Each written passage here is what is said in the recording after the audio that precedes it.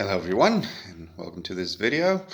What I've got set up here is the Coldstream Hill scenario from the Breakthrough expansion. So for a change, it's not actually a scenario I designed myself, but simply an existing one that I'm going to play. And afterwards, I'll give you a brief description and an overview of my thoughts on this scenario. Of course, it will be based on a single playthrough, but just to get an idea of how enjoyable it is. And you can't say all that much about balance, I suppose, after just one playthrough, but I'll try to say a word or two about that as well. Yeah, so you can see some special units here, some flamethrower tanks for the US, some self-propelled artillery. As you can see, these units are engineers. There are minefields that the Americans will have to traverse, and here to the rear the Germans have reinforcements, you could call them, that will come up to the front. Well, I'll tell you a little bit about the strategy I have in mind for both sides, really, because I'm going to play it solo. Here you can have a quick glance at the scenario. So you can see that the Americans are basically in the majority. Well, not if you count the reinforcements, but it will probably take a while before they can actually make it to the front. So they should have an advantage here on the left side of the board. So they should try and eliminate those two German units in order to capture medals. Here in the center, they also obviously have the advantage, and actually on this side as well. But of course, the Germans have the advantage of cover, the Germans have the advantage of terrain, the Germans have the advantage of the minefields and everything. But yeah, all in all, the Americans should have the advantage. And so well, basically the idea is simply to push forward and score medals by eliminating units. These two medals are temporary medal objectives for the Allied forces, so not even permanent or whatever. So I wouldn't say that should be the main focus for them in this scenario. There are other scenarios in the Breakthrough booklet that actually require the capture of objectives in order to be able to win, but not this one.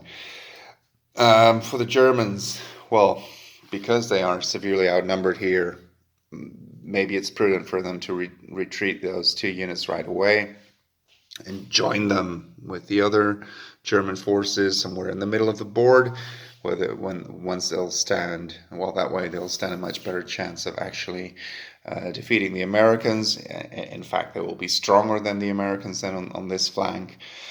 In the middle, well, they could choose to move this one up, depending on how long it's going to take, because then you should have more or less 4 infantry. Well, they'll still be at a disadvantage, but they could cause a lot of damage for the Allies as well.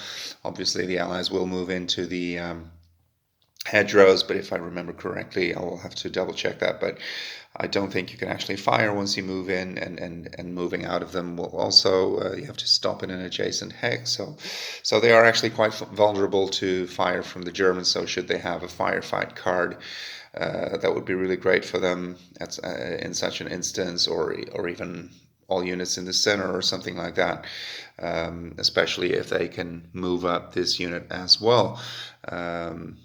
Then they actually stand a good chance of inflicting heavy casualties on the American forces here and maybe stalling their advance.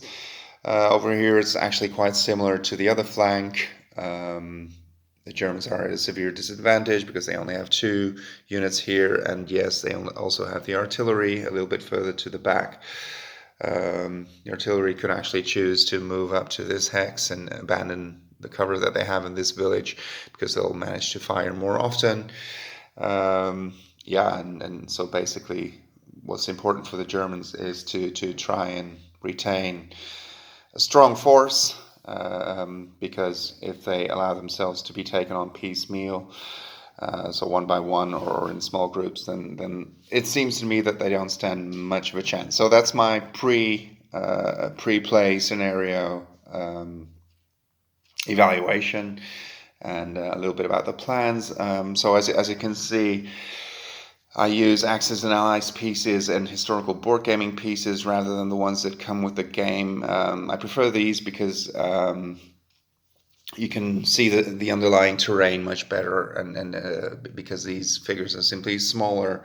And I actually also like them because, for instance, here you can see that you have actual self-propelled artillery and not just regular Memoir 44 artillery pieces with the badge. I do put the badge because it's more visible to me that way, and also for people watching the video, I suppose. But yeah, it's just fun to have the actual pieces for the German elite troops. I don't even know which brand they are from actually, but they are some plastic soldiers, miniatures, that I like to use most of the time for German special forces. And here you still see a German self-propelled artillery. I believe it's the Hummel. So I'm going to play the scenario, and I'll get back to you once I've played it, and I'll let you know my thoughts on it. Thank you for watching.